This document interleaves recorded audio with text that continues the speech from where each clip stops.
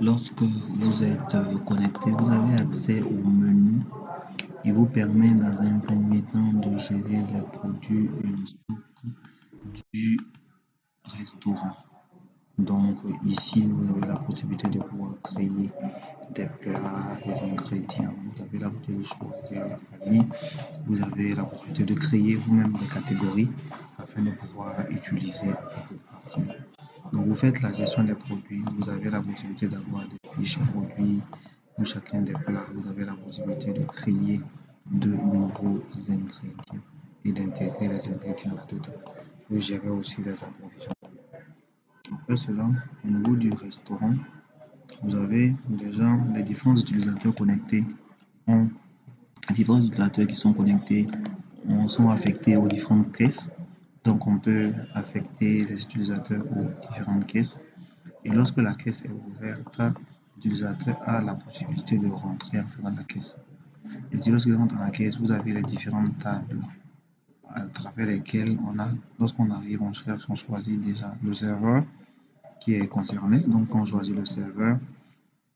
Ça, ce sont des vérifications qu'on fait au niveau du client. S'il a déposé un compte, vous avez la possibilité d'aller chercher le nom du client. Au cas où c'est un client qui existe dans la plateforme. Donc, quand vous choisissez le client, vous avez maintenant la possibilité de pouvoir choisir soit des plats. Donc, lorsque les plats arrivent, on peut les ajouter. On peut ajouter un plat. Et lorsqu'on finit, on peut déjà voir l'addition. Voilà l'addition, on voit déjà lorsqu'on fait l'addition, l'addition est imprimée. Voilà, et lorsque l'addition est imprimée, qu'on vient maintenant faire un paiement et que le paiement est validé, on peut maintenant valider le paiement. Si la personne a donné 5 000, on dit que c'est un paiement en espèces et lorsqu'on valide, on a la facture qui part à l'imprimante. Donc ici, à partir d'ici, la facture part à l'imprimante et puis la facture sort et puis on revient déjà. Voilà. Déjà, lorsque une table est occupée, vous pouvez voir par exemple que sur cette table, j'ai juste mis ça, je n'ai pas encore validé, donc je peux revenir. Vous pouvez voir que la table qui est occupée, elle est là. Il y a juste un plat dessus, ça fait 1000 francs. Donc il y a une autre table encore 28 qui peut être occupée. On revient, il y a Joël qui vient peut-être servir, on n'a rien déposé, on prend un plat, donc on peut peut-être mettre ça dessus, voilà, mettre ça dessus. Voilà. Donc quand on revient, on peut servir, voilà, on peut servir plusieurs tables à la fois. Et même lorsque les gens sont en train de consommer, on peut revenir encore.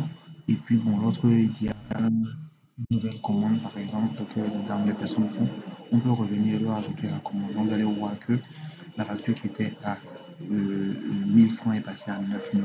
Et c'est lorsqu'il a fini, on peut ouvrir autant de tables qu'on veut, parce que les tables dans l'application sont créées lors de l'autre paramétrage. Mais après, si on a de nouvelles tables, on peut les ajouter. Voilà. Donc on peut créer autant de tables qu'on veut. Et lorsqu'on finit de créer les tables et que voilà, le client il finit de manger et qu'il arrive au stade où il doit valider, à ce moment-là, on vient et on valide. Donc, ce qu'il y a comme bilan, on a la possibilité de faire en sorte de bilan, c'est-à-dire on peut utiliser, on peut prendre peut-être une période de temps à temps, je crois, et puis on peut, voilà, normalement, en fait, bon, ça c'est comme c'est juste un exemple en fait, normalement, les plats qu'on a, on va dire, les plats qui sont enregistrés dans la plateforme sont ici. Donc voilà, donc en fait, les plats s'affichent. Voilà. Donc, après, maintenant, le chargement, voilà. Donc, les différents plats. Voilà. Donc là, on a pratiquement tous les plats. Bon, ici, il y a pratiquement tous les éléments qui sont placés. On peut voir tous les tickets qui ont été générés. On peut voir les tickets supprimés, les produits qui ont été supprimés. On peut voir le bilan des réductions qui ont été effectuées. À la fin de la journée, la caissière vient et la caissière a la possibilité de faire le point de caisse.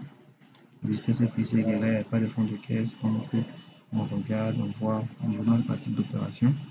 Voilà, donc toutes les opérations qui ont été effectuées sortent ici. Pour le journal par type d'opération, on peut aussi imprimer le journal de caisse Donc on a un mini journal de caisse encore qui sort, ce sont les 4 meilleurs fonds qui sont détaillés. Et après on peut imprimer maintenant le rapport de fermeture. Le rapport de fermeture donne le nombre de personnes. En tout cas, c'est un bilan que le rapport fait. Puis après, on peut regarder les suppressions. S'il y a eu des suppressions en cours, et puis après, on fait la clôture de la caisse. Quand on fait la clôture de la caisse, on fait tout les mises à jour du solde et puis l'application. Et la caisse est fermée. Il faut pouvoir avoir accès au refaire. Donc, voici en quelque sorte présenter tout le contenu. Après, il y a la gestion de l'hôtel, il y a les bilans, il y a la personnel, il y a la création des différentes caisses et puis le transfert des données sur la plateforme en ligne pour permettre à ce que les gens puissent avoir accès à ça. Maintenant, ça c'est déjà le premier volet. Le second volet, si vous voulez avoir accès à votre plateforme à distance, donc vous, par exemple, mis, notre client nous avons mis en ligne en fait cette plateforme. Donc la dame est là, le tableau de bord, ça c'est les différentes catégories qui sont créées. On peut voir les catégories créées. Après, on peut ajouter des produits au stock. Voilà, on peut ajouter des produits au stock.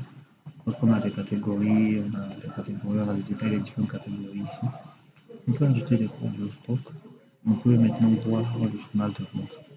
Voilà, donc ce qui est mis sur l'autre, la première plateforme, donc dans le journal des ventes, on a le montant total des ventes, on a les éléments concernant ça. Voilà. Donc on peut vraiment voir le journal de local des différentes ventes en ligne. Là, il faut juste taper une adresse web et puis on tombe directement là-dessus.